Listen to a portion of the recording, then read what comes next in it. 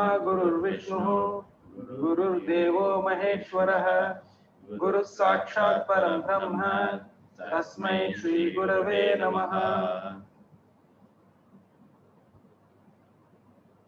Namaste. Welcome to the 12th event in the first ever Singapore Festival of Hinduism that is being held from the 20th to the 29th November 2020. This festival is organized by the Hindu Center, Singapore. Packed with 23 events over 10 days, the online festival aims to inform, educate, and entertain, and is for all to learn more about Hinduism. The events cover everything from the main tenets of Hinduism to important scriptures, explanations on Hindu iconography, prayers, yoga, health, temples and temple etiquette, music and dance, and much more. My name is Manohar Kannappan, and I will introduce tonight's speakers. I would like to welcome Mr. G. Srinivasan and Mr. Anirudh Ganesh, who will be sharing insights into the significance of Hindu rituals. A little bit about Mr. Srinivasan. Mr. Srinivasan is a chartered accountant by profession. He has served in multinational trading companies holding senior positions. He is very interested in music, cultural and spiritual activities. He is also involved in poetry, story and drama writing. He has been very active in the Singapore Dakshina Bharata Brahmana Sabha for over 4 decades, serving in various offices and stepping down as its president just last year. He is the current chairman of Gita Jayanti, Singapore. And with him is Anirudh Ganesh. Anirudh is currently pursuing medicine in the United Kingdom after completing his international baccalaureate in Singapore. He's a keen cricketer, having represented the ACS independent team. He's an avid reader of books in various subjects, as well as an enthusiast in photography. Now, without further ado, let us learn more about the significance of rituals in Hinduism from our speakers. Over to you, Mr. Srinivasan and Anirudh. Thank you.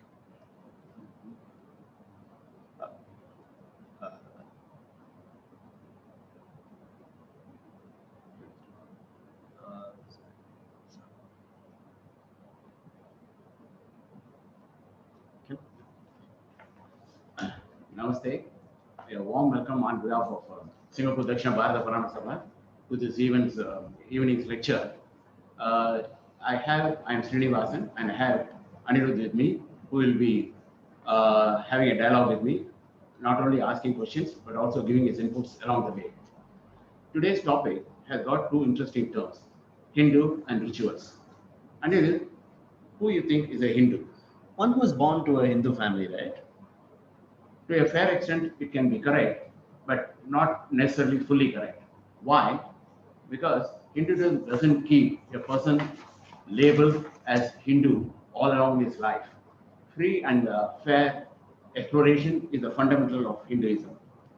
A Hindu can be considered as having this kind of 5 beliefs, I would say, further. So,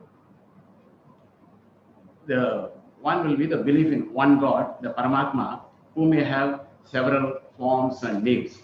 It is like a person being referred to as father and son, grandfather, grandson, uncle, husband, brother, so forth, etc. So a single person is being called in different names, doesn't mean that he is different persons.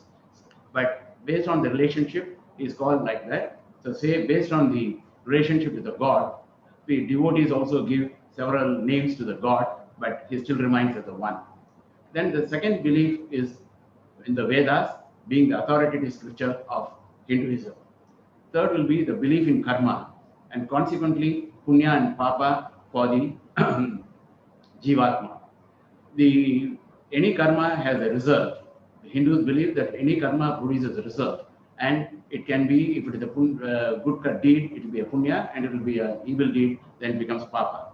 And this karma determines the rebirth that occurs due to the past karma. Then the belief in the goal that Jivatma must get rid of this cycle of birth and rebirth, and with the full assimilation of the ultimate knowledge brought out by the Vedas in their final action.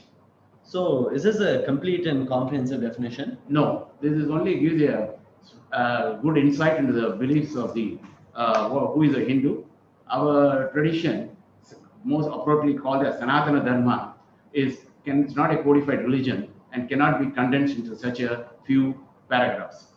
Now, let's look at the next term, rituals. Rituals are can be loosely defined as the set of established practices or prescribed practices. It is followed by all over the world, and it is done for the benefit, for a particular purpose. And in Hinduism, it can be community-based or individual-based. Tonight, we'll be looking more at the individual-based rituals. And the rituals are mentioned in Vedas. Like we saw, Vedas are fundamental scriptures. So the rituals are mentioned in Vedas, but much more described in detail in the Smritis, and then illustrated by way in the Itihasas and Puranas and Upa Puranas by way of stories and anecdotes. And the popular Smriti is Manusmriti, which you might have heard of, but there are more than several Smritis based on each yuga, the conduct and everything. Do you know about that? What are they? There are totally 18 Smritis. Yajnavalkya Smriti, a verse in the chapter 1, lists out this.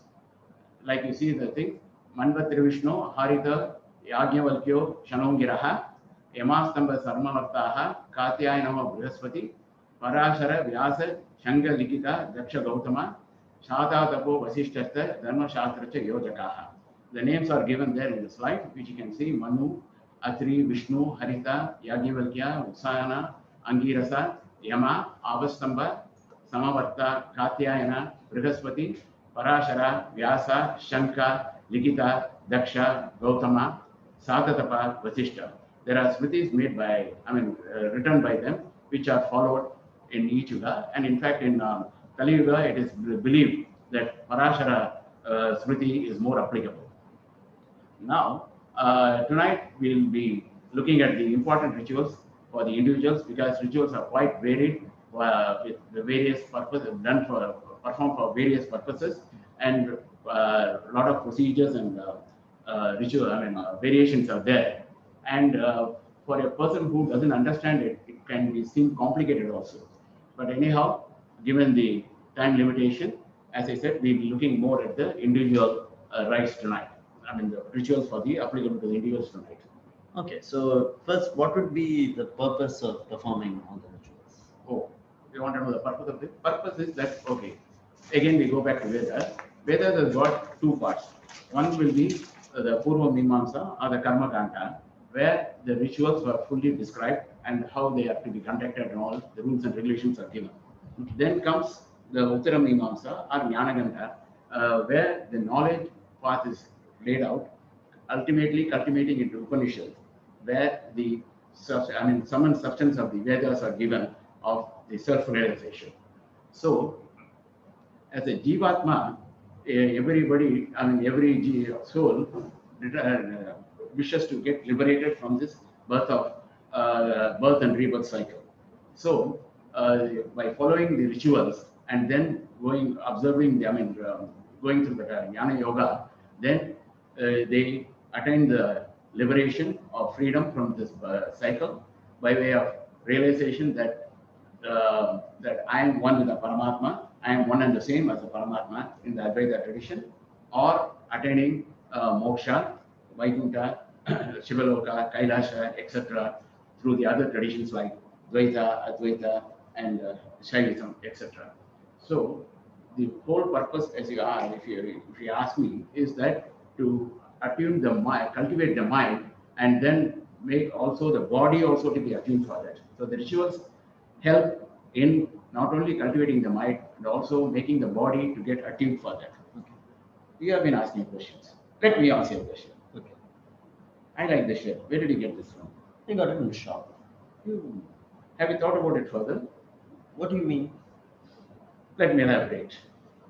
You know, there is a farmer who plows the field, tills the soil, then plants a cotton seed. Okay. Then he waters it, tends it, removes the weeds, and then harvests the cotton. Then this cotton is given to a weaver who makes a thread out of them. Then he dyes it with various colors and thinks of a pattern and makes a beautiful design cloth. Now enters the tailor in the picture. He cuts the cloth into various pieces and then stitches them together and then makes it a beautiful shirt. When it passed on to a merchant who displays in a shop. Okay. You happen to go to a mall and your eyes fall for that shirt and it sends a signal to the mind. Hey, this is very good. The mind says, okay, let me buy it. And then you end up buying it. And now this beautiful shirt adorns you today.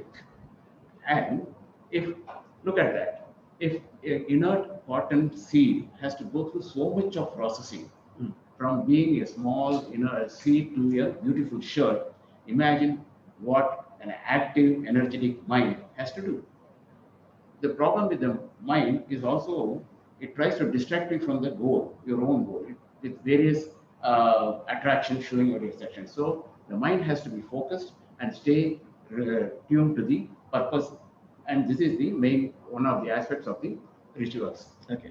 And this knowledge assimilated will able to refine the mind. I can say that it is like a food which get digested and get assimilated in the body. The rituals help to gain the knowledge and then makes it assimilated in the mind, taking it further in the spiritual path. Even Swami Shidbhavananda, I can say he quotes this in a very beautiful way, is that in Tamil I will say, உணவு உடல் மயமாவது போல உணர்வுகள் எண்ணங்கள் உணவு மயமாகட்டும். What he says is that like the food is get digested and becomes part of your body, let the noble thoughts be digested in your mind and become part of you. That's what he says. And you also notice one more thing is that all these people have got one important aspect when they did all that. It is that they have Shraddha. All these craftsmen and the professionals, they believe that the knowledge passed on to them by their elders, forefathers are quite valid, and they believed in that, and they went through that procedure whereby the cotton seed became a beautiful shirt. Likewise, we should also have Shraddha, and the Shraddha with that these rituals will help us to progress in the spiritual path. That's the main purpose of that. And this Shraddha, you can say, it is like a conviction, a belief with a conviction. It is not a mere belief with no basis, but belief with a conviction. And it comes out of a discrimination mind, not a dismissive attitude. So you cannot say, oh, I don't believe in that. But if you have to understand it and see the purpose and then observe it. So this is the Shraddha is also very required for this when we do the performing the rituals. And while the Shraddha of this farmer, tailor, and the weaver, they produce immediate results right in front of your eyes. When we do perform the rituals, they do not have such a magical results immediately. But these come as a papa punya to us and taking us further in the what you call the spiritual path. And that's why they're called, while the formal is called as the Drishtapalan seen, this is called Adrishtapalan unseen, because it comes over the beyond our birth. So, but does that mean that rituals will not be able to help us get benefit in this birth itself? This birth may be or may not be, because we Hindus believe, as I said earlier on, in the birth and rebirth. So we go through the cycle of several births. It is not merely one birth. So Krishna also says in Bhagavad Gita, especially in chapter 2, he says that the Atma keeps changing bodies as if a person is keep changing his robes. You can also see the snake keeps shedding its skin throughout his life. So this is what happens with the pieces, what you call the birth cycles.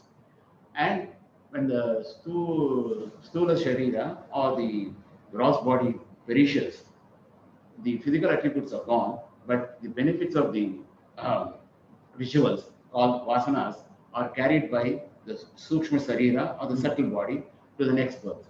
So birth after birth, when the rituals are performed and body, I mean the mind and the what do you call the jivatma gets slowly progressing towards the goal, then ultimately the self-realization comes, then this stops. So to that extent, this is keeps on happening and this has to go on.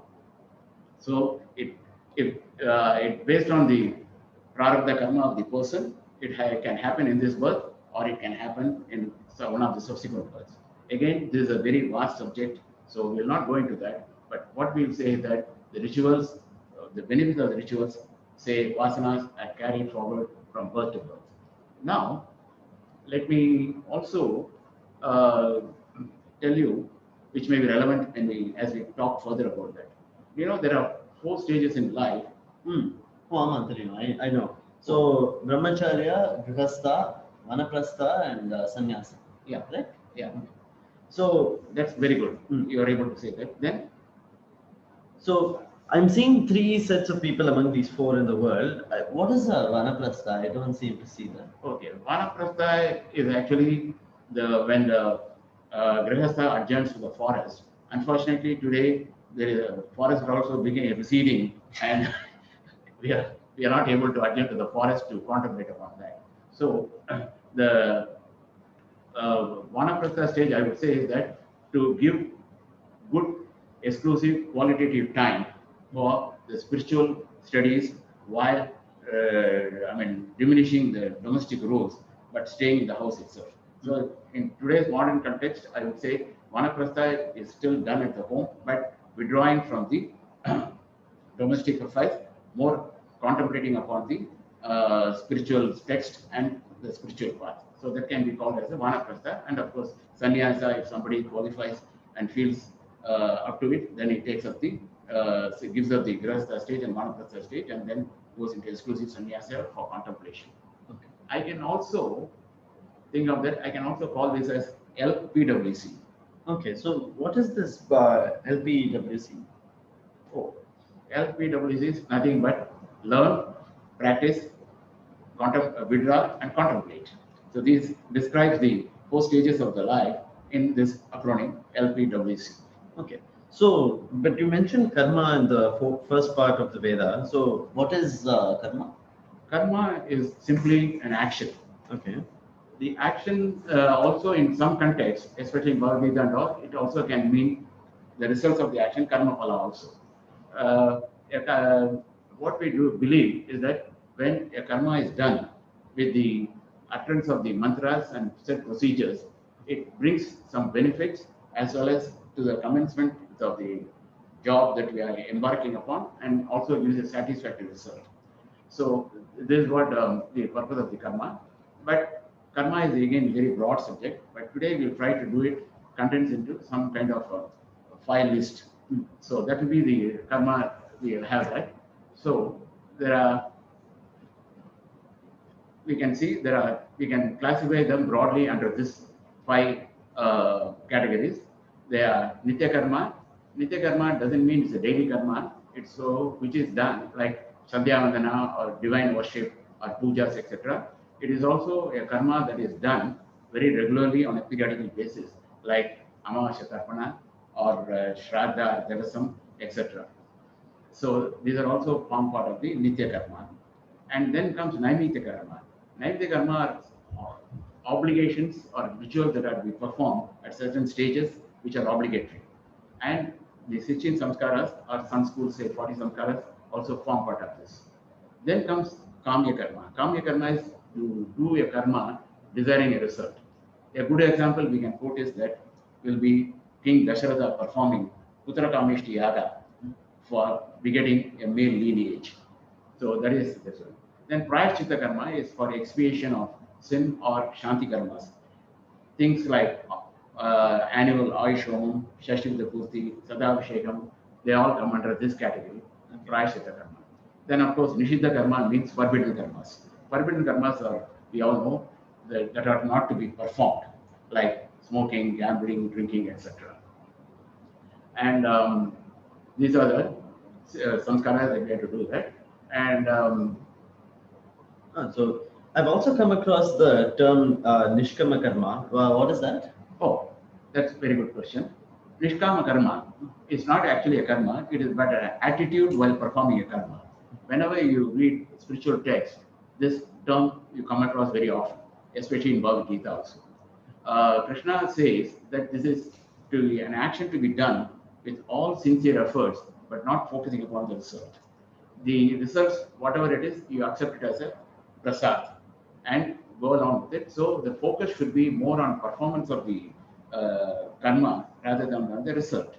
So this is also, when done like that, it also elevates you in the spiritual path, because when a karma is done with what you call nishkarma attitude, not expecting the result, there is no punya or papa that accrue out of that. So there is no effect on the jivatma by performing the karma, which is a step up in the spiritual path. Okay. So I now understand about these karmas, but you mentioned samskaras in Naimittika karma. So what are they? Actually, these are karmas to be, samskaras to be performed by individuals, and there are 16 samskaras. There are some great variations also, but this what we are listed today in the slide is the mostly accepted ones. There are another school that says that there are 40 samskaras. So let's look at the 16 samskaras, which are very acceptable to everybody. Is one is Garbhadana, Pumsuvana, Simantonayana, Jatakarma, Namakarana, Nishkramana, Karnaveda, Annaprasana, Chaula, Vidyaramba, Upanayana, Vedaramba, Keshanta, Samavartana, Vivaha, Antyeshti. Then we also have another school, like I said, 40 samskaras. Then you can see that it is there. If you look at that, you can go to the next slide also. If you look at that, the most of the karmas are almost similar till the Vivaha. Then for the Grihastha, there are extra karmas, rituals are prescribed, namely Panchamahayajna, then which are Deva, Pitru, Manushya, Bhuta, Brahma Yajnas. Then there are 7 Vaka Yajnas, 7 Haviri Yajnas, and 7 Soma Sastais. So together they make 40. You have noticed one interesting thing, that while the 16 samskaras list Antyeshti as the final samskara for the individual, this list of 40 doesn't do that. Probably it is because this set believes that the karma being done by some other person when one passes away, so it doesn't find the list in them. But whatever it may be, that will even out of the 16 or 40, not many are being able to be performed today. So there are only very select few importance of being done today in this context. So could you give me some more information about these? Okay. So now, if you look at this Garbhadana, Garbhadana is done actually to be done at a particular time, but nowadays it is done at the time of Vivaha itself, and the couple pray for a good progeny and Vamsha Vriddhi, as they call it. So they pray for the divinity to bless them with good children. Then comes Pumsuvana, when the woman gets pregnant in the 3rd month, sometimes 4th month also. The prayers are offered for the fetus to grow well and a good child to be born at the end of the confinement period. Then comes Simantonayana. Simantonayana is performed sometimes in 6th or 7th month based on the traditions, customs. Because as you know, Hinduism, each region, each other basis, the customs also varies. So here also it can be done in things, and it is done on the basis Simantonayana. And Simanta literally means parting the hair in the forehead. Okay. Here, what the husband does is he parts the forehead of the pregnant wife with the spike of a porcupine, and with of course uttering mantras. And sometimes in some traditions, the few drops of the crushed people birds are also poured into her nose, so that it cleans up the system. That's a belief for them. And the pregnant woman is also given a holy bath at the end of the ceremony, with sanctified with the chanting of mantras. Okay. So I've also seen invitations mentioning Valakapu and Seemantam. So what about Valakapu? Valakapu is more of a social custom, not exactly ritual. It can be considered as a confidence boosting ceremony for the first time pregnant woman, because first time women are pregnant, they are very nervous and all those things. So this builds up their confidence by assuring them that there are people around her to take care of her, to assist her, and to take care of the baby also after it is born. It's something like people around her during the delivery as well as postnatal delivery. So this is what it is.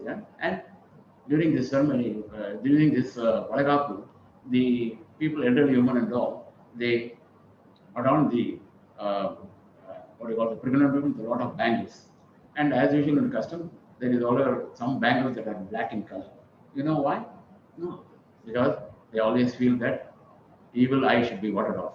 Nagarna Lagna, Drishti Gadikirta, all those things. So there is always a black bangle in the set of the colorful bangles you can see here in the slide. And it is also believed that the tinkling noise of the bangles can be heard by the child in the womb. It also gives it some kind of comfort and confidence for it to be feel safe that it is doing well. So this is what it is. Right? Then proceeding further, after the delivery, we have the first karma as Jata karma. Jata karma, I say, it's actually a ritual welcoming the baby to the world. It is also an introduction between mutual introduction between the father and the baby, because the father is seeing the baby for the first time. So that is the thing. Then on the 11th day, we have Namakarna and Punyavachanam. Namakarna is that the baby's name is uttered by the father in the ears of the baby and then announced to the whole world.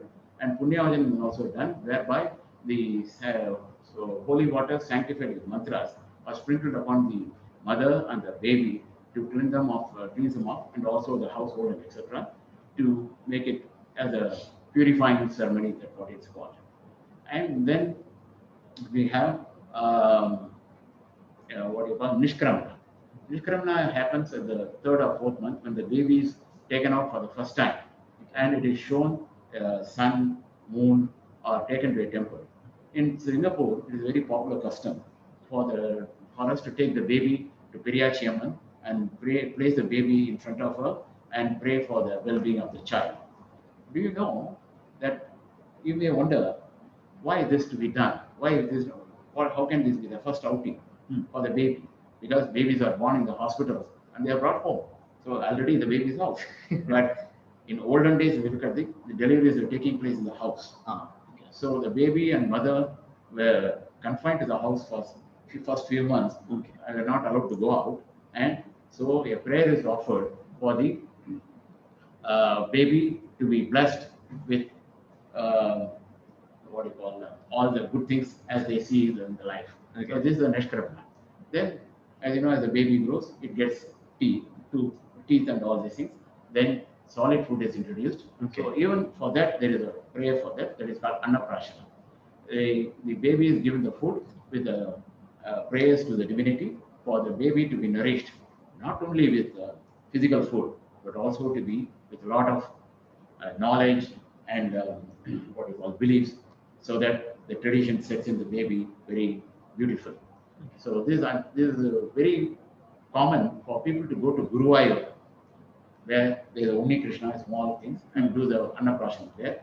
So the Annaprashana can be done in the house or can be done in temples like Guruvayur. And where there is no people are unable to Guruvayur, they also go to Guruvayurappan Sannidhi. Like some people in Singapore go to the Guruvayurappan Sannidhi in Topayo temple, Vairava Kalima temple. There is a Guruvayurappan Sannidhi. They also do the Annaprashana ceremony there. And then the baby becomes, when baby becomes 1 year old, then we have this Karna Vedana. The baby's ears are pierced.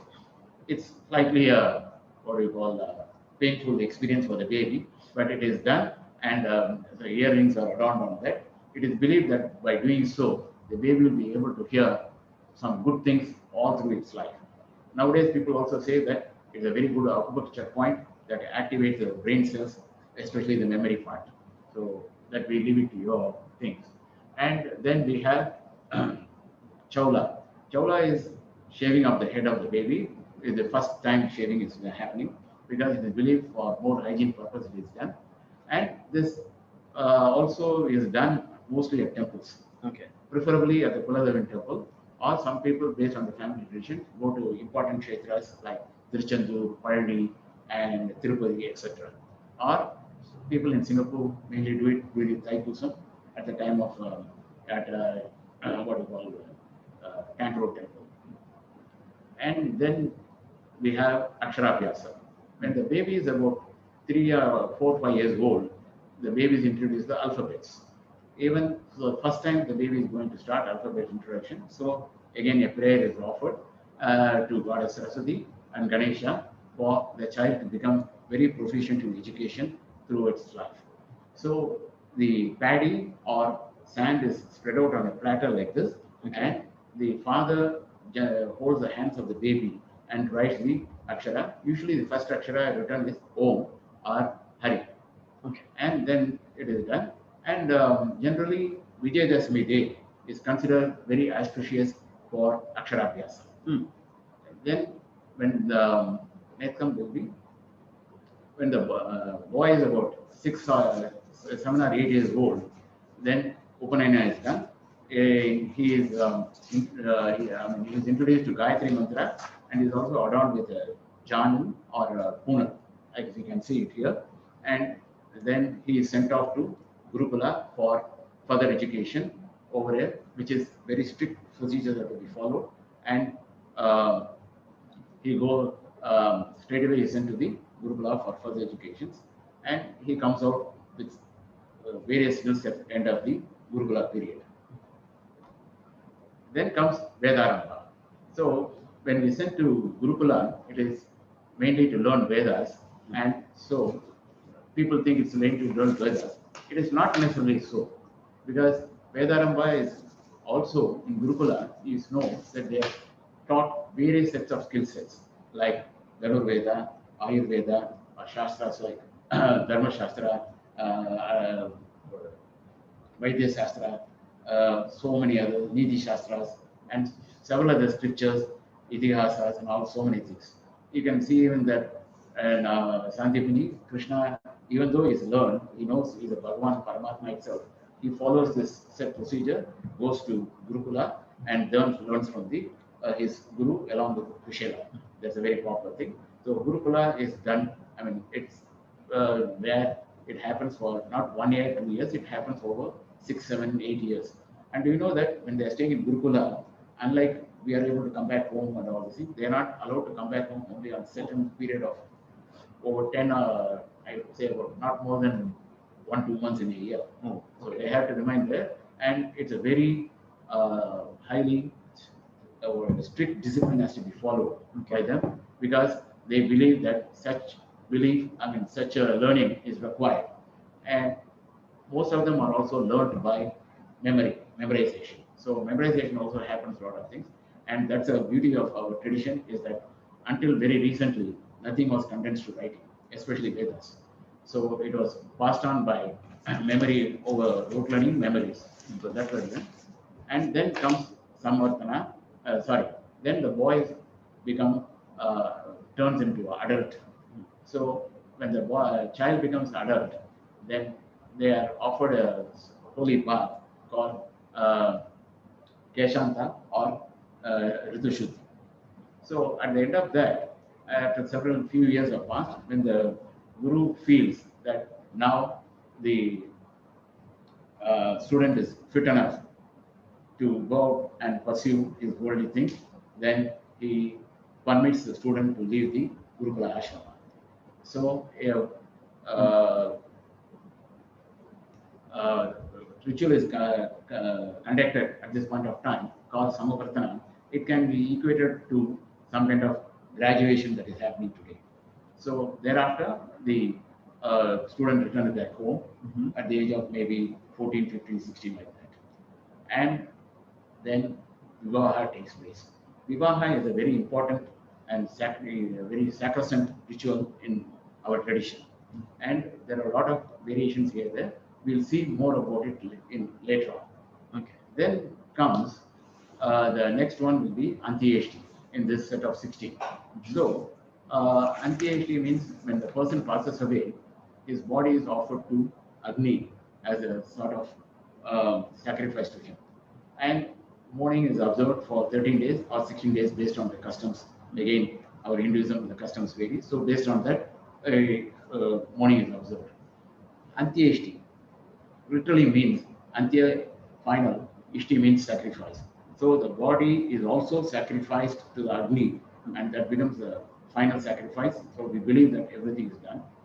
At the same time, burial is also not uncommon in Hinduism. Certain sects follow burials. You might have known that recently when the famous playback singer Sri S.V. Balasubramanian passed away, he had a burial ceremony. Okay. So that's what it happens. And either way, it is believed that whether a person is buried or cremated, their body is returned back to the Panchabhutas where it originated from. The Panchabhutas are earth, water, fire, air, and space. Our whole body is made up of that only. Okay. Though we look different, everything, but if we condense to finally this is what is there in that one.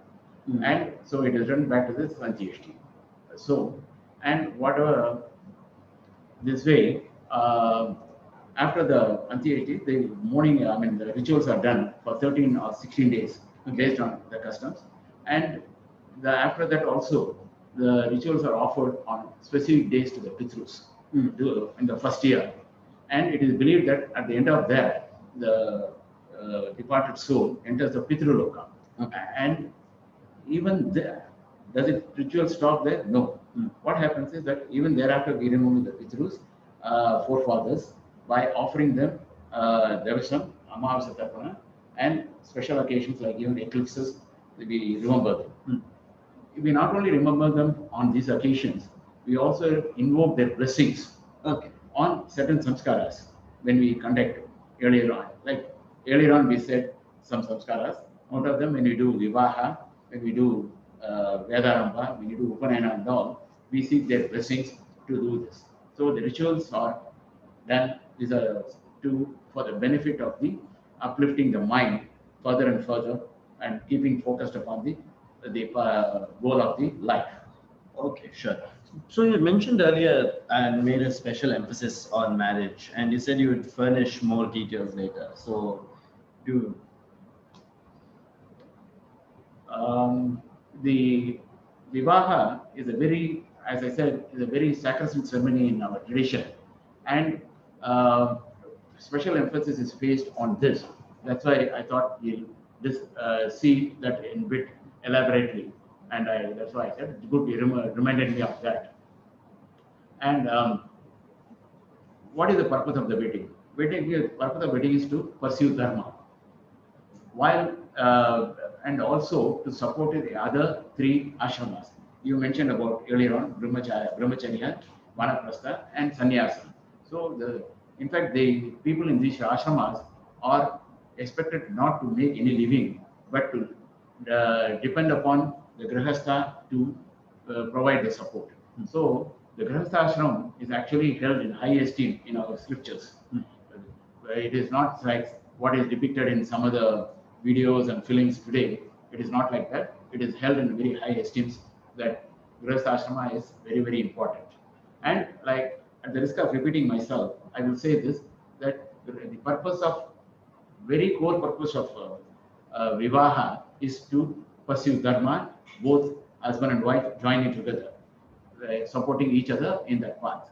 And that's why, if you know, Thiruvalluvar in Tirukkural, he says, Aranena Pattade Ilvarke. You know that special emphasis, he places on the Aranena Pattade, he places a special emphasis saying that only, Tetrehara. He says only dharma is the main purpose of the married life, Ilvarke. So, well, it doesn't forbid from people enjoying from the other pleasures of the married life, but we should not lose track of the main purpose, that is the dharma. So, today we see the couple to be married, they spend a lot of time in planning the wedding, whom to invite, where they're to be seated, what is the decoration in the hall, what kind of dress to be worn, and who should be seated where, and all this. A lot of attentions are paid to the details like this. In fact, they even engage a wedding planner to conduct all this. But I feel that they are omitting one great wedding planner in this process, is that the relevant portions in the scriptures. They should also read that and then understand what is stated in that, so that they can pursue the um, wedded life without problems, and know what is the purpose and what are the problems that can arise, how to understand it, and develop a mutual understanding. For example, I would say the scripture, wedding planner scripture would be, one good thing would be Tirukkural. Thiruvalluvar gives a special year, Illara year, where he, under 20 chapters or adhikarams, he talks in 200 couplets or kural, couplets you can say. He says about the purpose and how the couple should have to conduct themselves in the wedded life. It may seem quite excessive when I send 200 couplets, but strictly speaking, it's only 1,400 words, merely 1,400 words. But they are very powerful, potent, and very expressive, and each one can be considered as a mantra itself. Okay. So what will Have you, you buy a gadget, right? Several gadgets you buy, right? What does the gadget comes with? instruction? Instruction. But what lot of us we do, we always start operating the gadget without paying much attention to reading the instruction manual, or not paying much attention. When a problem arises, we go and look for the manual. Many of us won't go and find it at all. And even if we find it, then we realize what has been forbidden, don't do, we have done it. That causes the problem. Then what we do, we end up looking for technical support, and then end up pressing numbers after numbers in yet to fix the problem. So likewise, if Tirukkural and other relevant scriptures can be read in advance, then the problems can be, they tell us what problems can arise, not physical problems, but mental, basic, what you call them, the pursuit of dharma, and then gives guidelines how to address them. So it strengthens the bondage, understanding between the couple, making them pursue the core purpose very effectively. Okay. So, but what will happen if they have not read it before their marriage? No harm done. People always plan their journey. Some people plan their journey, and some people adjust after they embark upon the journey. So you can always do it. It's ideal if they can read it beforehand and then start the wedded life. But they can always refer back to it, because it's a lifelong manual. Anytime they can refer and then get answers to their issues, and also start reading it more so that they can refine their path that lies ahead. Okay, so what are these chapters in the Tirukkural? Can you go to the slide? Or can you read them out? Okay. இல்வாழ்க்கை, வாழ்க்கை துணை நலம், மக்கட்பேறு, அன்புடைமை, விருந்தோம்பல், இனியவை கூறல், செய் நன்றி அறியதல், நடுவு நிலைமை, அடக்கமுடைமை, ஒழுக்கமுடைமை, பிறனில் விழையாமை, பொறையுடைமை, அழுக்காராமை, வெஹ்மை, புறங்கூறாமை, பயனில சொல்லாமை, தீவினையச்சம், உப்புரவறிதல், ஈகை, புகழ். Very good, Anish. Very done. Well done. I thought I would just jolt you, but you read it very beautifully. And we also have in Ramayana also a very famous shloka. When Janaka gives away Sita to Rama at the time of wedding, we see this very popular shloka where it says, "Iyam Sita, Mama Sutta, Saha Dharma Charini Tava, Praticha Chaina Badrante, Paninam Grinishwa Panina." What does it say? That Janaka says that this is Sita, my daughter, and she will be your consort, pursuing or helping you out in discharge of all the dharmas and other obligations that you have to perform. Note that he is not placing emphasis on accumulation of kingdoms, wealth, other prosperity.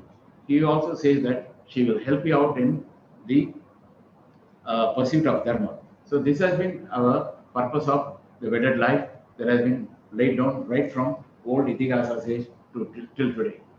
Then there are certain common factors among the marriage of various regions because as I said that Hinduism is full of variations and also based on the regions and the customs, the performing the rituals also vary. So there are certain common factors yet in this performance of the wedding. That I would say that there is one Varayatra where the bridegroom is arrives at the place of the marriage. Then Kanyadan, Panigrahana, just now we saw in Sita Kalanam also, where Janaka says, give, hold her hand, Panigrahana. And then we have Saptapadi also. Okay. But I've only really heard about Tali Katradaya and Mangalyam. Oh, actually, Mangalya Dharanam or tying Jari is a very, very important aspect of marriage in traditions like Tamils or other South Indians, but not so much in the North Indian till recently. Probably it is because it is not a ritual or what do you call deed that has been prevalent in the Vedic culture days. However, it is gaining acceptance slowly all over India, all over the world in the Hindu traditions, and Mangal Sutra, tying Mangal Sutra is also becoming common along with that. And now we can have a look at various Weddings weddings. region, Yeah, right? weddings. We have talked about variations in weddings. Okay. Now we can see this is a Punjabi wedding. Then we have a Gujarati wedding. Then we have Rajasthani Marwari wedding. Then we have Bengali wedding, where you have some names like Bodborom, Potov Basta, Sampradhan, Mala Badal, all those things. Then you have Kerala wedding also, where it is they have Nichaydatam, then going around the thing, and there's a Podamari, which is very important. Podamari is very important ritual for them, where the bride groom presents sari to the bride.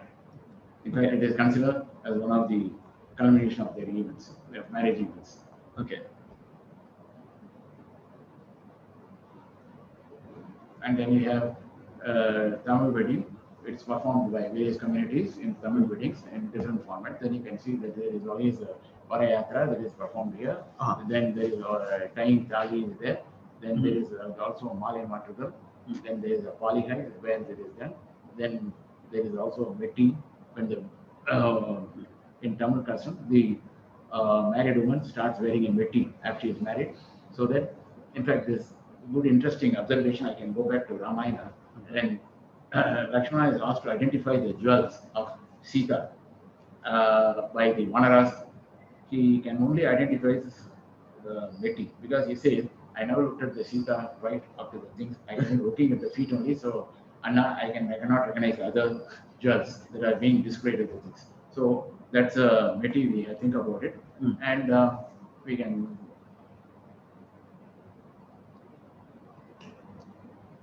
So then there are 7 steps, 7 Saptapati that is also happening, and there are 7 vows that are given by exchanged by the both bride and the groom. Popularly, what do you call the Saptapati is also applicable to the bride also says 7 mantras, but we look at what the bridegroom says because of the time factor.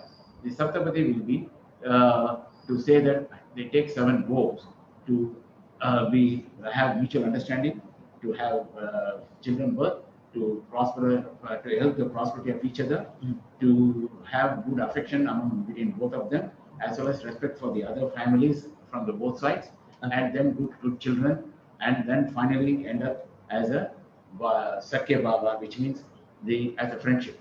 You know, let's look at it. What does it say? Is Isha. No, the previous like this. It says the first step, Isha Ekapati Baba.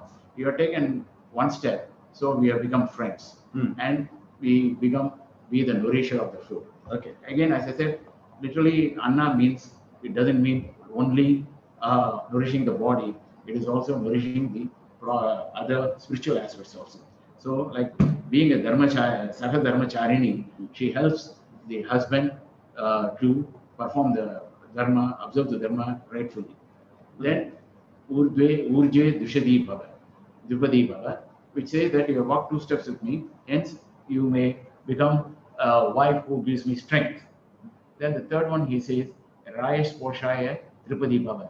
Oh bride, you have walked 3 steps with me, may you become one who will help me acquire prosperity. Then 4th steps, Mayo Vaya Chatushpati Bhava.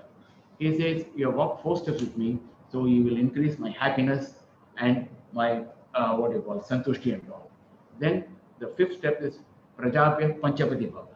It says that you walk 5 steps with me, and now you will give good birth to a children whom will raise up as good, noble citizens of the world. Not only a place, country, anything, noble citizens of the world, so that they also pursue dharma and keep our traditions ongoing and alive.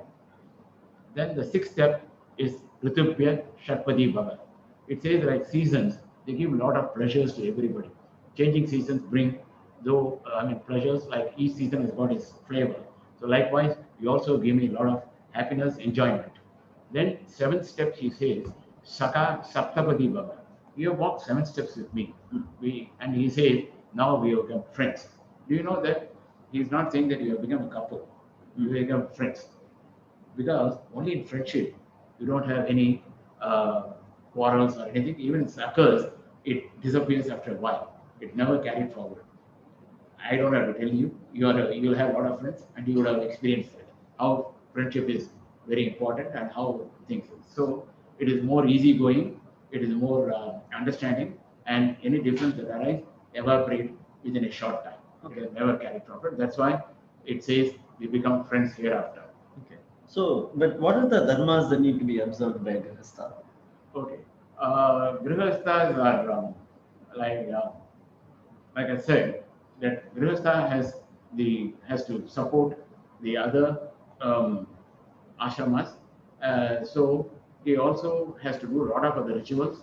But we can say that the main primary duties can be said as Panchamahayajnas. That will be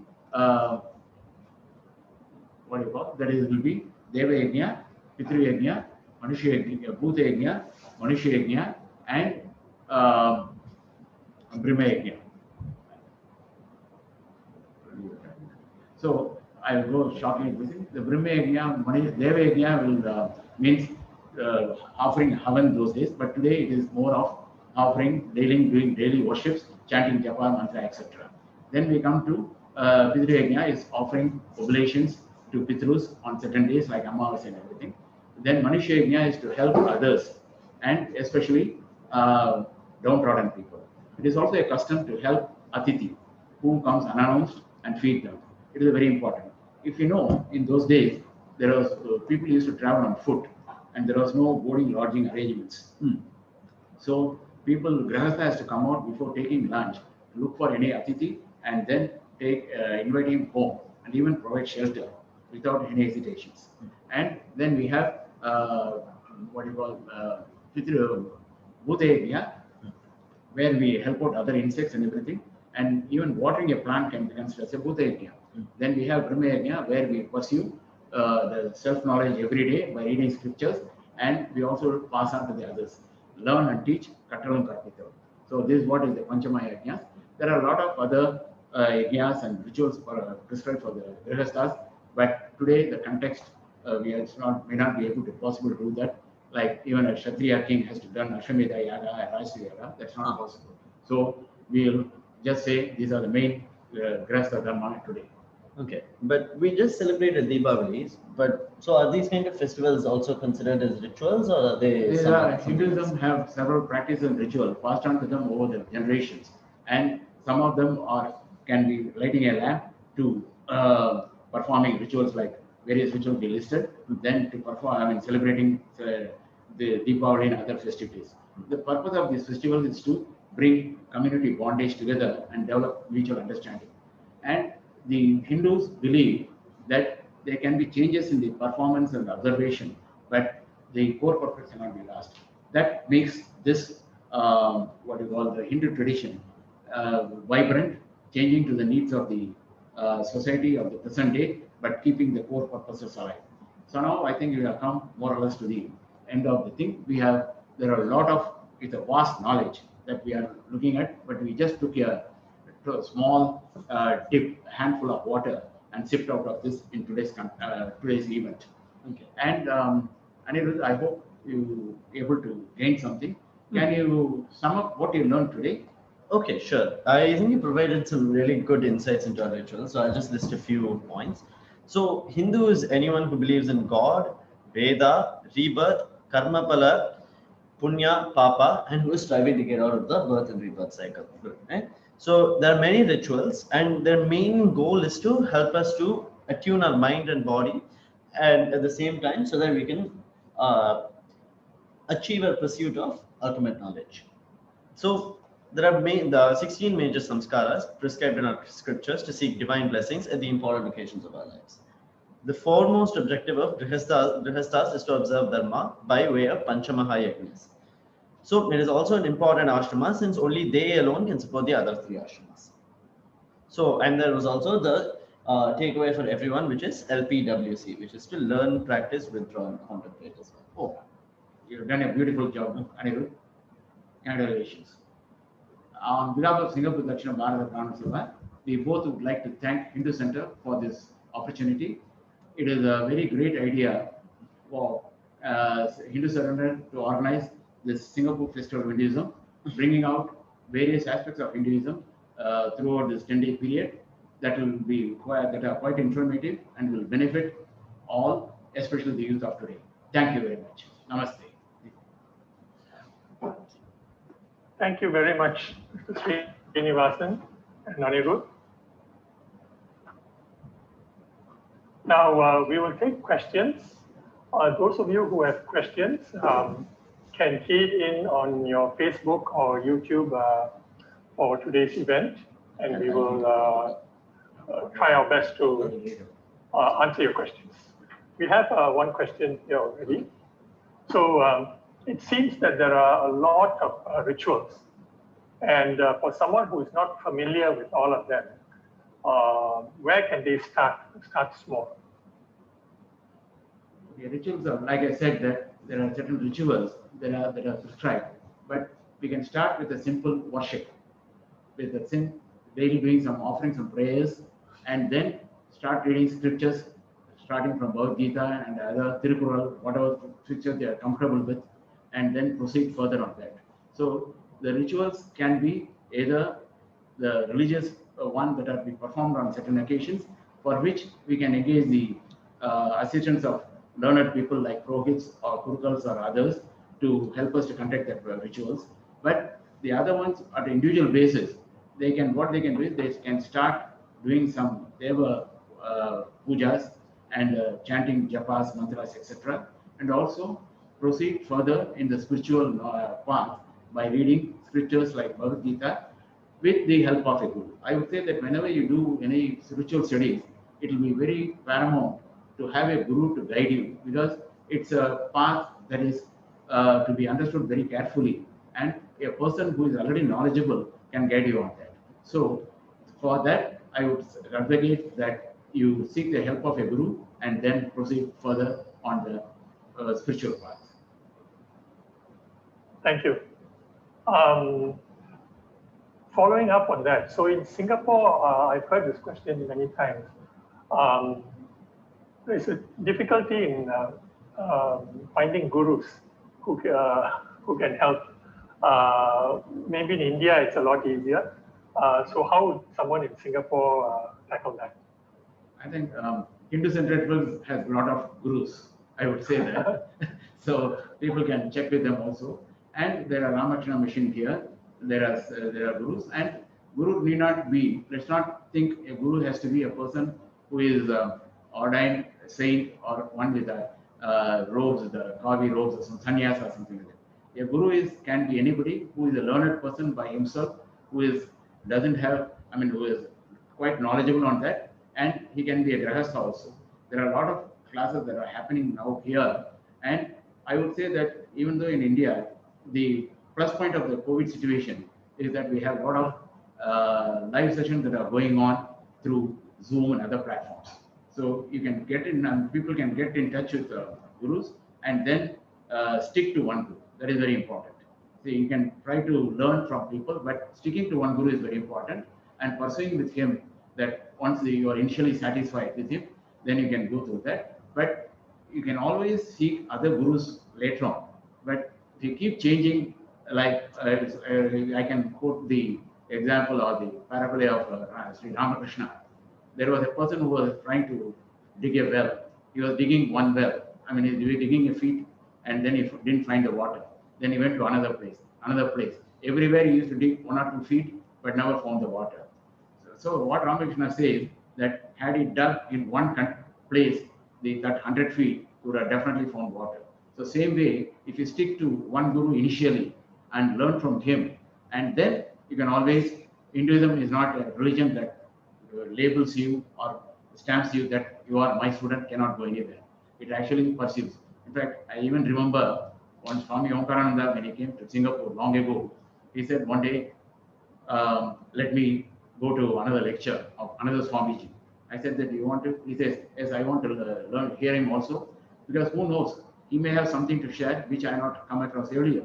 So if you're, a highly knowledgeable person like Swami Omkarananda can do that, we can also do that. But basically, he went through a Gurukula, a knowledgeable seeking course under Paramartha Nandaji, and then he started branching out, seeking knowledge from various people. So same way, I would say that learn from a guru on very systematically with a deep involvement, and then once you come to a certain stage, then you seek other views and explore other gurus and further enhance your knowledge. Right. Thank you. Okay. We have quite a number of questions coming in now. One person has asked, what's the purpose of the Panchamahayagna? Panchamahayagna is to show gratitude to the people around us and people above us. Like you do Deva Yajna is to say that even Krishna in Gita says that you have to offer homage to Devas. When they are pleased, they give you rains and all those things. So we show our gratitude to Devas by doing Deva Yajna. And like I think those days, like Krishna says Havans, but today it may not be possible. Like that's why we said that today worshipping Devas by way of pujas, chanting mantras, japas, etc., can be considered as Deva Yajna. Likewise, we show respect to our forefathers, Pitrus, by doing certain rituals on prescribed days. Likewise, goes on like Manushya Yajna, we show our gratitude to the people around us, and we show the value of our birth by helping the others by doing this. Of course, needless to say, we help out the animals and plants outside around us by offering in the Bhuta Yajna. And of course, Brahma Yajna is to pursue one knowledge, self-knowledge, and taking him, elevating him, because the purpose of this life is to attain self-realization or move towards it. So that's the purpose of the Panchamahayagnas. Right. So to follow on to that, for the lay person, not everybody has the goal of moksha or self-realization. People are caught up with their day-to-day living, and they may not even be thinking about that. And for such a person, then they may not be, their goal is different, right? So how would they go about, are the rituals still meaningful for them, or how do they go about it? Everybody starts with the rituals, because Karma Yoga, then Jnana Yoga. So self-realization is the goal, but we do rituals first, because only by doing rituals, we refine our thought process, mind, etc.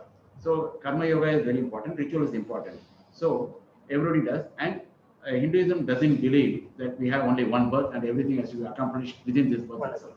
We believe that there is birth after birth, and ultimately we move towards that. So over the period, that's why even today, you will find somebody is more attuned or more comfortable with doing rituals like doing pujas or going to temples, etc., and somebody is doing some spiritual studies, because they come with the different prarabdha karmas carried over the periods and births, sorry, carried over the births, and they continue the journey.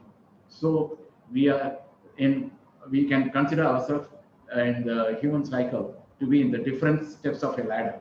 So don't look at the people at the above you or above or under you. Be comfortable where you are and start doing the rituals and doing it.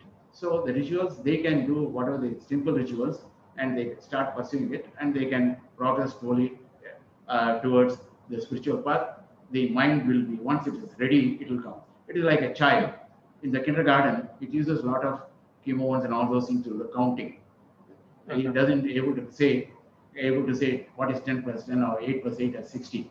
It uses a lot of what you call age or something like that. Then it counts 1, 2, 3, 4, 6, 7, 8 like this. So rituals are like that. So once the mind is cultivated and attuned, then this can be dropped off, and then you go to the further spiritual path. But like they say that still they are kept even though somebody was attained the self-knowledge and self-realization, he also performs the rituals or pujas, etc. I would add that here, even though that's not a part of the question, that why it is done is because they also want to show to the people that are following the new generations that these are the rituals that you have to do, this is the path you have to do to come where I have gone. Because if he just lives like that, then people do not know how he came to this path. So he has respect and he does the rituals still even after self-realization, unless he becomes a sannyasi, giving up all these rituals. Right, right. So I think we can take one more question. We have a question, okay, interesting one. A lot of the examples you gave were rituals and things for the male. So the question is, are there rituals that women can perform as well? See, it is something, I mean, the ladies can perform because these are where they are prescribed, they can be doing right. Like what we believe is she is a Sakha Dharmacharini, because whatever the husband does, she gets a part of it. So in the ancient tradition, it is believed that the husband looks after the, what you call the going out and doing the rituals, and the wife or the lady helps him out in conducting the rituals, because the ritual means it has got a lot of preparation as well as conducting it, doing it by herself. So it is like a sharing of the responsibility, like in a team in the office. Though one person could be making a presentation, it doesn't mean that the person has done it by himself altogether. It is like a team has worked behind him, and he produces the presentation in front of his customers or the target audience. So it doesn't mean that we berate the work of the team behind that person. So that is the one concept you can say. But in today, this is also equal opportunity days. So there is no harm done if certain rituals where it is applicable, like pujas and what you call Pitru Yajnas or Atithi pujas, all those can be done by ladies, no questions asked. Okay. All right. So before we end up, just one final one. I know I said there was the last question, but there's just one more. You talked about the 4 stages of life, and for the 3rd stage, the Vanaprastha, you said in today's context, because you can't go to the forest and then start contemplating, that you reduce your responsibilities so that you can stay at home and do the same thing at home. But in a place like Singapore, that is also very hard to do. No matter what, first of all, our retirement age keeps getting extended. And also there are responsibilities like grandparents' responsibilities and all that are expected of the older people. So how are they going to reconcile this? I do fully agree with the questioner, because as a grandfather, I also know what the grandparents have to do. So I do understand, but what we do is that we have to draw a line somewhere. Because when we get the grandchildren and all, we understand the what you call the parents are inconvenienced and they have to be helped out and all. But we have to draw a line and we have to take out of things. Like if you want to do think of your passionate thing, you take your time out and then do that. So same way, we had to allocate time. I mean, I'm not saying that you do all through the day the spiritual knowledge, I mean, the pursuit of spiritual knowledge, but start allocating half an hour, 1 hour, 2 hours like that, and start reducing your involvement in the domestic affairs. And also, you have to send a subtle messages to your, what do you call, the other people around you, saying that, look, I'm going to do that, so don't count upon me too much. I'll be there whenever it's needed. So after a certain stage, because Hinduism believes that one has to attain liberation by himself. He cannot be just somebody cannot. I mean, we may have heard of stories and all things. Just somebody blesses you get liberated, but they are very rare occurrences. But the laid out path is to do one himself something. So that's why, even though this has to be done all along the life, throughout the life, even the Brahma Yajna is given for the Grihastha, you start reading scriptures and all. Then, when it comes to Vanaprastha stage, you start slowly withdrawing. And today, people think that, okay, I will do it later on, but with all kind of problems, health problems and everything, the active life for the elderly people is very, very limited. So it's the opportunity given, how you utilize is individual's choice. There is no prescribed formula for that, but I would say that start devoting time and increase it little bit, and over a period, you'll be able to devote some quality time. I'm not saying that give up everything and stay in a room and don't just come out and eat like old Vanaprastha did, but try to give yourself a lot of time for the spiritual pursuit, because you have to uplift yourself, nobody else. Okay. With that, we end our question and answer session. Now, I'd like to thank you very much, Mr. Srinivasan and Anirudh, for sharing insights on the Hindu rituals with everyone. Thank you so much. Thank you very much. Namaste. Namaste. And now I'm going to spend a little bit of time, just a short time, to talk a little bit about the Hindu Center, what we do. And as you know, the Festival of Hinduism is organized in the Hindu Center. And the Hindu Center is a charity formed in 1978 to promote greater awareness of Hinduism, as well as to raise the knowledge of our Vedic scriptures and practices. 3 pillars of Jnana, Bhakti, and Seva. In 2019, the Hindu Center delivered over 25,000 beneficiary hours. And this includes time spent in counseling in the prisons, old age homes, and the classes we conduct for Hindus. We need your support. Your support will allow us to deliver even more in the coming years. You can help us by volunteering your time and expertise through our various projects. You can go to our website to find out what they are and sign up.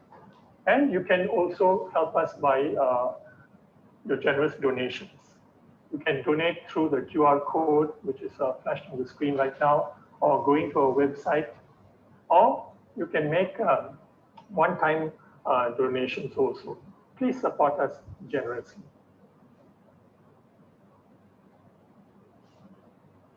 And if you want to be staying in the loop, to get more information about the Hindu Center activities, you can sign up for our WhatsApp broadcasts. The number is on the screen.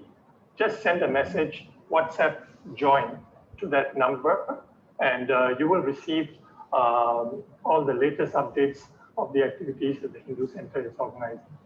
Please bear in mind, this is a broadcast WhatsApp, so your number and personal details will not be shared. Now we end the session, and very quickly we review what are the programs coming up next. Tomorrow we have a talk at 4:30 on vegetarianism, and at 7 p.m. we have a talk on Hindu chants and worship. We have a full 10-day program, so please try your best to attend those talks that you're interested in, so that you can benefit from them.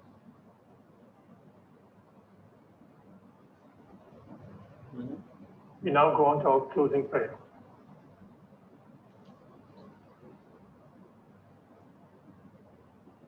Om